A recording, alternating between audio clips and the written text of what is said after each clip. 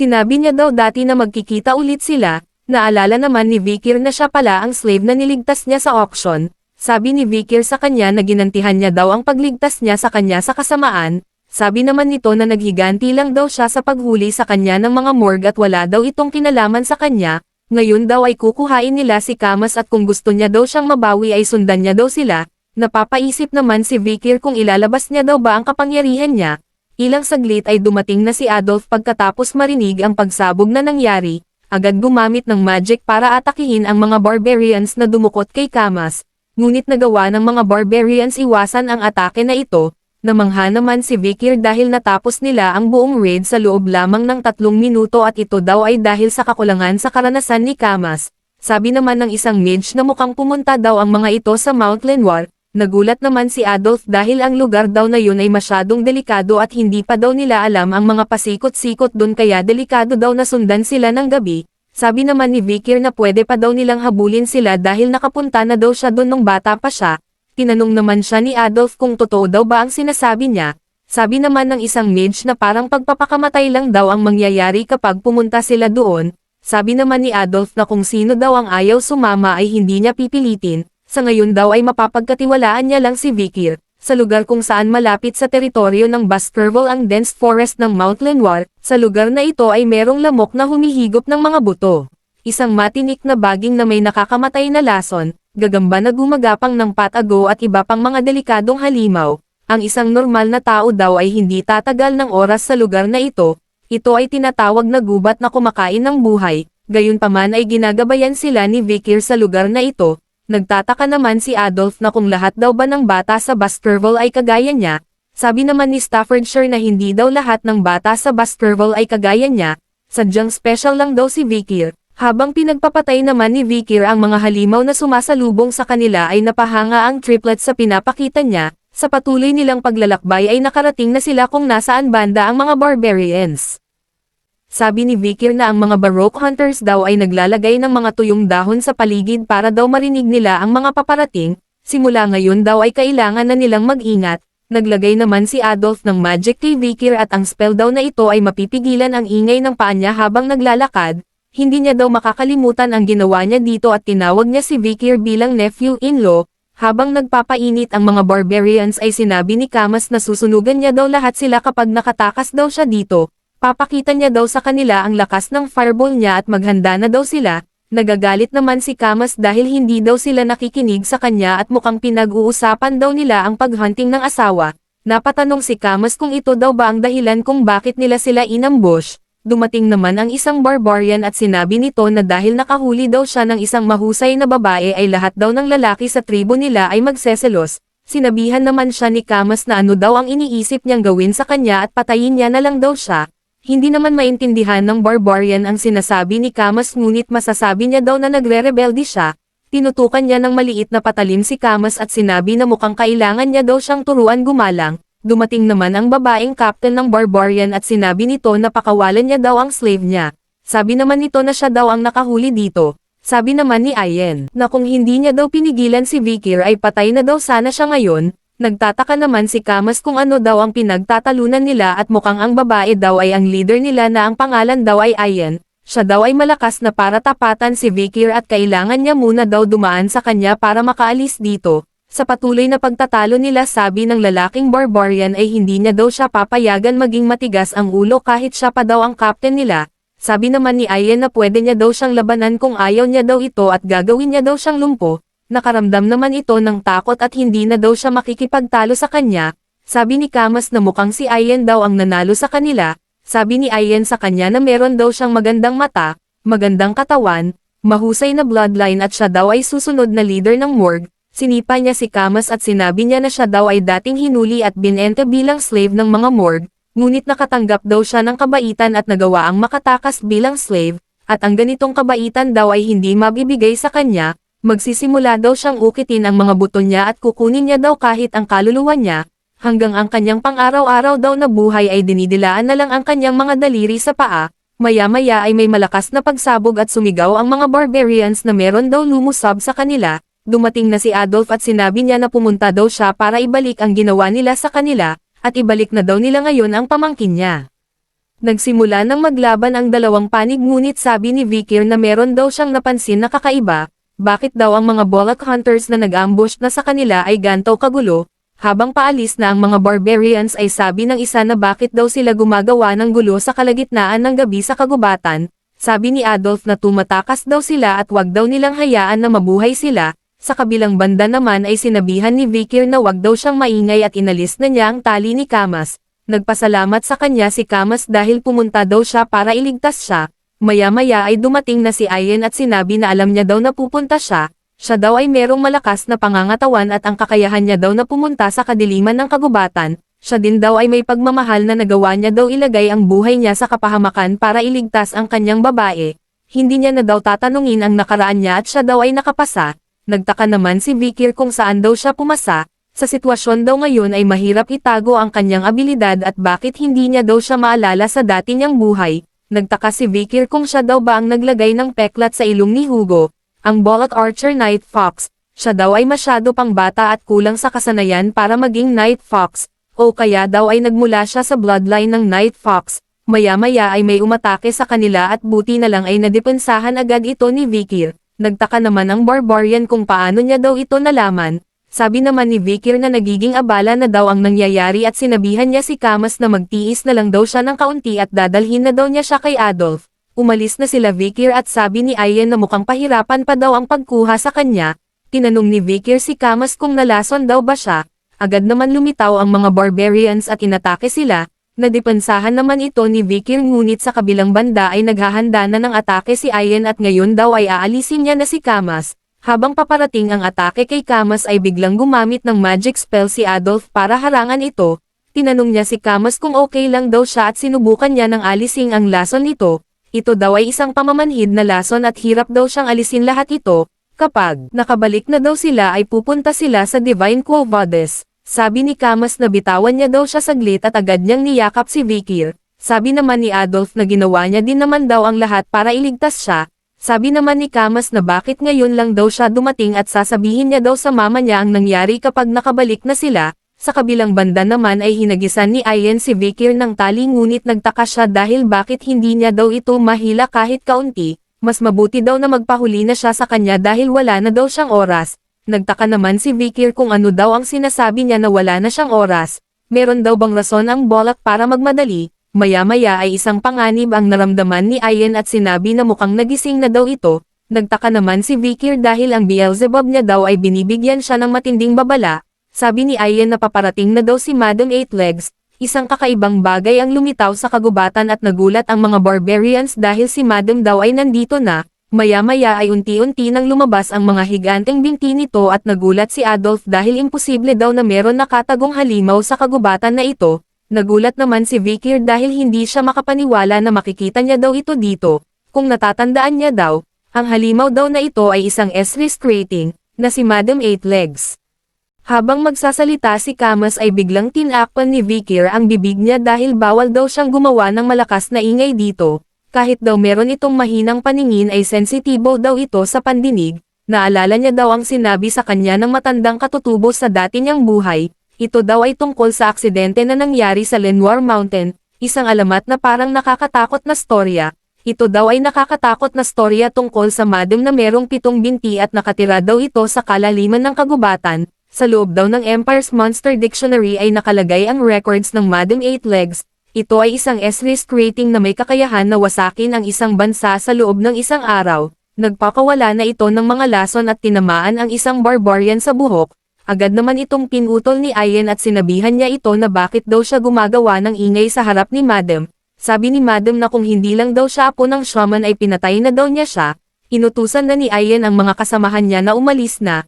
Habang sila Vikir naman ay nagsimula na ding umalis, sa pagitan ng Balaks na tumakas sa mas maliit na grupo at ang Baskerville at Morgs na sabay tumakas. Meron daw pinagkaiba sa pagitan kung paano sila umatras ngunit ito ang nagpasya sa Madam kung sino ang hahabulin niya. Nagulat naman si Adolf dahil bakit sila daw ang hinahabol nito. Sabi naman ng isang mage na wag daw siyang mag-alala at siya na daw ang bahala dito. Kung pag-uusapan daw ang kahinaan nito, ito daw ay wala ng iba kundi apoy. Gumamit siya ng fire spell at inatake ito sa Madam. Ilang saglit ay inisip niya kung gumana daw ba ito. Tinanong niya si Adolf kung nakita niya daw ba ang ginawa niya. Maya-maya ay tinusok ni Madam ang kasama niyang mage. Nagulat siya dahil hindi man lang daw ito tinablan ng atake niya. Habang tumatakbo sila Vikir ay napatanong si Adolf kung anong klaseng halimaw daw yun. Sabi naman ni Vikir na hanggang dito na lang daw siya. Tinanong naman ni Staffordshire kung ano daw ang ginagawa niya. Sabi naman ni Vikir na sa kalagayan daw na ito ay mauubos silang lahat at kailangan daw isa sa kanila ang pumutol sa binti ng halimaw na yun. Sabi naman ni Staffordshire na siya na daw ang gagawa nito. Sabi naman sa kanya ni Vikir na sa skills niya daw ay hindi niya kayang tapatan ang halimaw na ito, hindi daw nila pwedeng dalhin ang halimaw na yun sa teritoryo nila at sa kasalukuyang sitwasyon daw na ang taong may kayang pumutol sa mga binti nito ay walang iba kundi siya. Sabi ni Vikir na iiwan niya na daw ang desisyon kay Adolf at umalis na daw sila. Ayaw naman pumayag ni Camus na iwan si Vikir ngunit sabi sa kanya ni Adolf na wag niya daw sayangin ang sakripisyo ni Vikir. Ngayon nakaalis na sila ay sabi ni Vikir na hindi naman daw siya interesado sa pagkawasak ng Baskerville family at walang paraan daw na ang kalyadong puwersa ay kayang talunin ang Madam na patuloy pa din lumalakas. Gayunpaman ito daw ay magandang pagkakataon para sa kanya dahil kapag nagawa niya daw mapeke ang pagkamatay niya ay makakadistansya daw siya kay Hugo. Magagawa niya daw maglaan pa ng oras para matutunan ang pang-10 teknik. Kapag malakas na daw siya o kaya na perfect niya na daw ang skill niya at kaya niya na itong itago ay babalik daw siya sa Baskerville. Sa ngayon daw ay kapag hindi niya ginamit ang lahat ng lakas niya ay mamamatay daw siya. Kasama ng ilalabas niya dito ay ang mana na nakuha niya sa Styx River at ang aura na ginagamit para sa mga high-rankang Baskerville swordsmanship technique, at ang huli na demonic sword Beelzebub. Gagamitin niya daw lahat ng meron siya para atakihin ito. Sumugod na si Vikir at tumalon sa taas. Inipon niya ang lahat ng skill niya sa isang atake at inatake ito sa Madam. Sa lakas ng atake ni Vikir ay nagawa niyang pabagsakin ang Madam at gumawa ito ng malaking pagsabog sa kagubatan. Sa kabilang banda naman habang papaalis na sila Adolf ay narinig nila ang malakas na pagsabog at nag-alala si Camus sa kung ano ang nangyari kay Vikir. Matapos ang malaking pagsabog ay naalala ni Vikir ang nakaraan kung paano siya binitay ni Hugo sa gluttony. Maya-maya ay nagising na si Vikir at nagtaka kung nasaan daw siya. Nakalimutan niya na daw kung ilang araw na ang nakalipas at mukhang nakaligtas daw siya sa laban nila ni Madam Eightlegs. Sa sandaling laban daw na yun, kung si Madam daw ay hindi tumigil sa kanyang mga track nang makatanggap ng pagkabigla mula sa explosion light ay maaaring mawalan daw siya ng buhay. Lahat daw ng ugat ng kanyang kalamnan at mga buto ay nagkaroon ng matinding pinsala. Hindi niya daw inakala ang lakas ng atake ni Madam dahil ramdam niya pa din daw ito hanggang sa buto. Kung magpapatuloy daw ang proseso ay mukhang aayon daw ito sa plano. Una ay makakatakas daw siya sa paningin ni Hugo at bukod kay Adolf at Camus daw ay maraming witness sa nangyari kaya hindi niya na daw kailangan mag-alala na mapapatunayan ang pagkamatay niya. Pagkalabas ni Vikir sa tent ay nagulat siya dahil ito daw ang kampo ng mga balaks, at mukhang naging bihag daw siya dito. Siya daw ay nasa kalagitnaan ng natural na mga kaaway ng Baskerville. Ito daw ay hindi magandang pangitain dahil hindi daw siya makakatakbo sa gantong kalagayan. Nakita niya din dito ang mga tauhan ng Baskerville at Morg clan na nahuli bilang mga bilanggo, ngunit nagtataka daw siya dahil bakit hindi daw siya pinapatay ng mga ito. Dumating ang isang barbarian at sinabi na alam niya daw na nakakaintindi siya ng lengguwahe nila. Naala naman siya ni Vikir dahil siya daw ang barbarian na umatake sa kanila. Sabi nito na dapat daw siyang magpasalamat dahil hindi daw siya magagaya sa kanila. Ano daw ang pakiramdam na makita ang mga kasamahan niya na naglalakad patungo sa kamatayan? Siguro daw ay nawawalan siya ng pag-asa dahil wala daw siyang magagawa sa lumpo niyang katawan. Kung hindi daw siya ang alagang aso ng commander nila ay pinakuluan na daw niya sana siya ngayon. Naalala ni Vikir si Hugo sa sinabi niyang alagang aso at nagalit dito. Nagulat naman ang barbarian dahil nakaramdam siya ng malakas na pressure mula kay Vikir. Agad niyang sinapak si Vikir sa mukha at sinabi na puntahan niya na daw ang owner niya sa dulo ng tali. Sabi naman ni Vikir na naalala niya daw ang mukha niya at kapag bumalik na daw ang lakas niya ay pagbabayaran niya daw ang ginawa niya sa kanya. Sa patuloy na paglalakad ni Vikir ay nagtataka na siya kung gaano daw kalayo ang tali na ito. Nakita na ni Vikir si Ian na naliligo sa ilog at sinabi nito na yumuko daw siya. Muntik nang tamaan si Vikir ng mga palaso at sinabi ni Ian sa mga batang barbarian na wag daw sila ditong maglaro. Nagpasalamat sa kanya si Ian sa pagligtas daw sa kanya sa auction. Binabalik daw nila ang kabutihan ng doble at dahil niligtas niya daw siya ng isang beses ay niligtas niya daw siya ng 2 beses. Kung hindi daw siya bumalik doon ay patay na daw sana siya ngayon. Tinanong ni Vikir kung nilagay niya daw ba ang tali na ito sa kanya at ano daw ang dahilan ng pagligtas niya sa kanya. Sabi naman ni Ian na mukhang mataas daw ang posisyon niya sa Baskerville at nagtataka daw siya kung magkano ang babayad ng Baskerville para sa kanya. Kinabahan naman si Vickers dahil kapag nagsimula na daw silang makipagnegosasyon sa Baskerville, ang plano niya daw na tumakas sa paningin ni Hugo ay mawawala. Ngumiti naman si Ian at sinabi niya na nakakalungkot daw dahil hindi na siya makakabalik sa Baskerville dahil gagawin niya daw siya bilang slave. Nakahinga naman ng malalim si Vickers nang narinig niya ito. Pinutol na ni Ian ang lubod niya at ngayon daw ay tawagin niya siyang master. Gusto niya daw ang matalas niyang mata at magpapakasaya daw siya sa kanya. Bago daw yun ay may kailangan daw muna silang puntahan. Tinanong naman ni Vickers na kung saan daw sila pupunta. Sabi naman ni Ian na kailangan niya muna daw bumati kapag tumapak siya sa teritoryo ng iba. Pupunta daw sila sa village head, ang matriarch. Habang sila ay naglalakad papunta sa village head ay sinabi ni Ian kung paano naninirahan ng mga balaks. Kapag wala ka daw matutulugan ay pwede kang makitulog sa kaibigan mong hamak, at kapag nagugutom ka ay pwede ka daw kumuha ng pagkain sa mayaman na balaks, ganun daw naninirahan ang mga balaks na kagaya niya.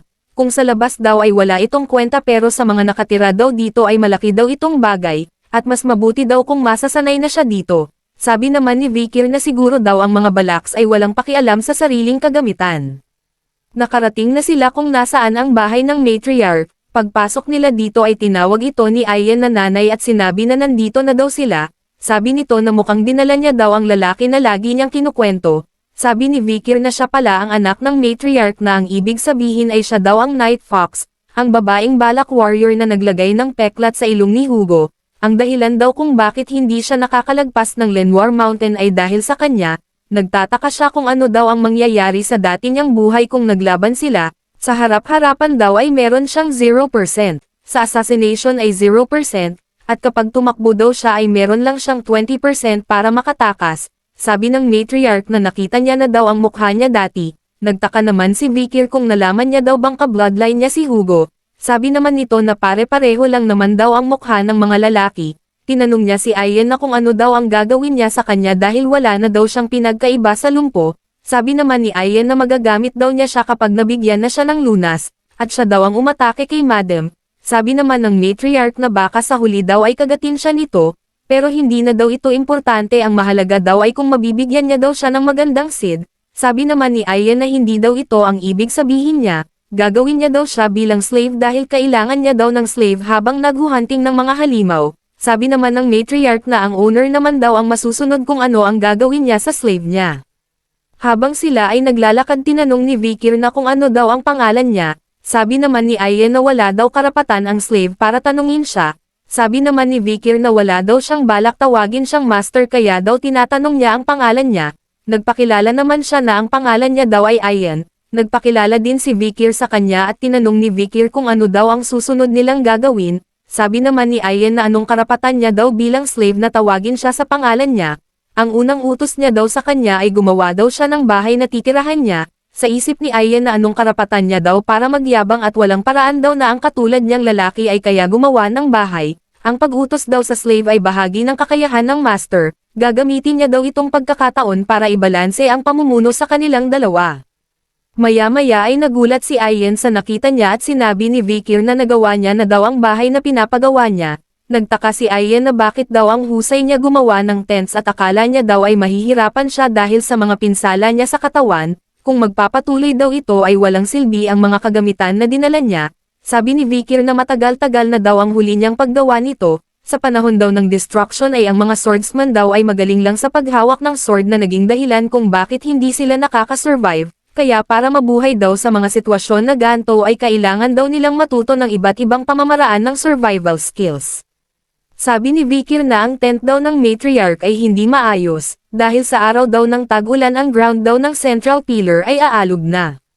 Magiging sanhi ng pagtagas ng tubig. Kapag inutusan niya daw siya na ayusin niya yun ay ihahalo niya daw ang mga dumi at ilalagay ang mga grabo sa kabilang hill para gumawa ng bricks. Sabi naman ni Ian na parehas daw sila ng iniisip.